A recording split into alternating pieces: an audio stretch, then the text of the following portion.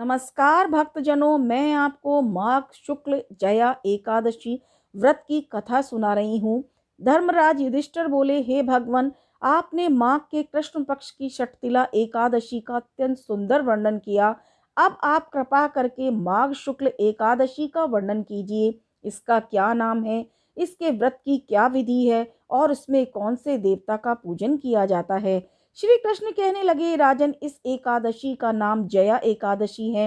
इसका व्रत करने से मनुष्य ब्रह्म हत्यादि पापों से छूटकर मोक्ष को प्राप्त होता है तथा इसके प्रभाव से भूत पिशाच आदि योनियों से मुक्त हो जाता है। इस व्रत को विधि पूर्वक करना चाहिए।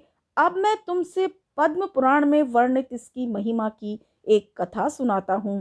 देवराज इंद्र स्वर्ग में राज करते थे और अन्य सब देवगण सुखपूर्वक स्वर्ग में रहते थे।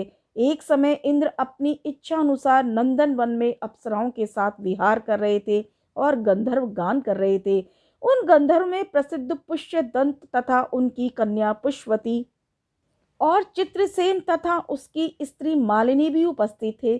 साथ ही मालिनी का पुत्र पुष्पवान और उनका पुत्र माल्यवान भी उपस्थित थे। पुष्पवती गंधर्व कन्या माल्यवान को देखकर उस पर मोहित हो गई।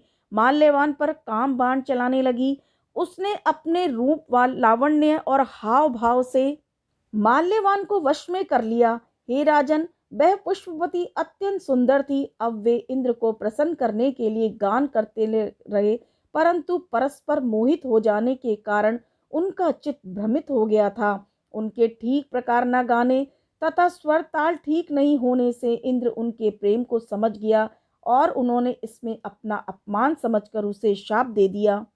इंद्र ने कहा, हे मूर्खों, तुमने मेरी आज्ञा का उल्लंघन किए, इसलिए तुम्हें धिक्कार है। अब तुम दोनों स्त्री पुरुष के रूप में मृत्युलोक में जाकर पिशाच रूप धारण करो और अपने कर्म का फल भोगो।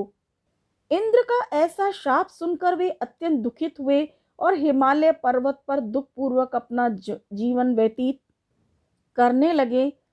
यहाँ उनको महान दुख मिल रहे थे। उन्हें एक क्षण के लिए भी निद्रा नहीं आती थी। उस जगह अत्यंत शीत था, इससे उनके रोंगटे खड़े रहते और मारे शीत के दांत बजते रहते। एक दिन पिशाच ने अपनी स्त्री से कहा कि पिछले जन्म में हमने ऐसे कौन से पाप किए थे जिससे हमको यह महान दुखदायी पिशाच योनि प्राप्त हुई। इस पिशाच योनि से तो नरक के दुख सहना ही उत्तम है, अतः हमें अब किसी प्रकार का पाप नहीं करना चाहिए। इस प्रकार विचार करते हुए वे अपने दिन व्यतीत कर रहे थे।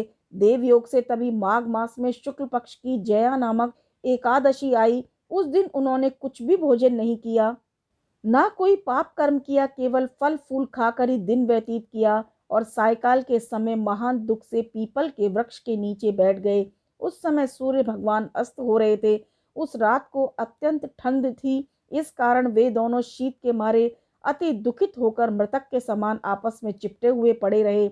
उस रात्रि को उन्हें नींद भी नहीं आई। हे राजन, जया एकादशी के उपवास और रात्रि के जागरण से दूसरे दिन प्रभात होते ही उनकी पिशाच योनि छूट गई। अत्यंत सुंदर गंधर्व और अप्सरा की देह धारण कर सुंदर आभूषणों से अलंकृत होकर उन्होंने स्वर्ग को प्रस्थान किया। उस समय आकाश में देवता उनकी स्तुति करते हुए पुष्प वर्षा करने लगे। स्वर्गलोक में जाकर इन दोनों ने देवराज इंद्र को प्रणाम किया। इंद्र इनको पहले रूप में देखकर अत्यंत आश्चर्यचकित हुआ और पूछने लगा कि तुम्हें पिशाच योनि से किस तरह छुटकारा मिला, सो सब बतलाइए।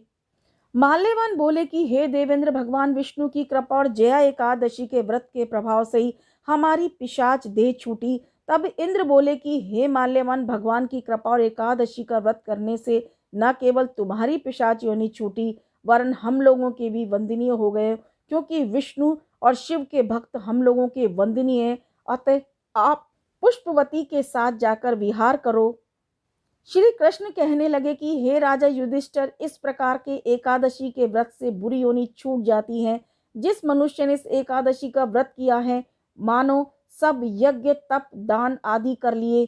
जो मनुष्य जया एकादशी का व्रत करते हैं, वे ही अवश्य 1000 वर्ष तक स्वर्ग में वास करते हैं। बोले कृष्ण भगवान की जय।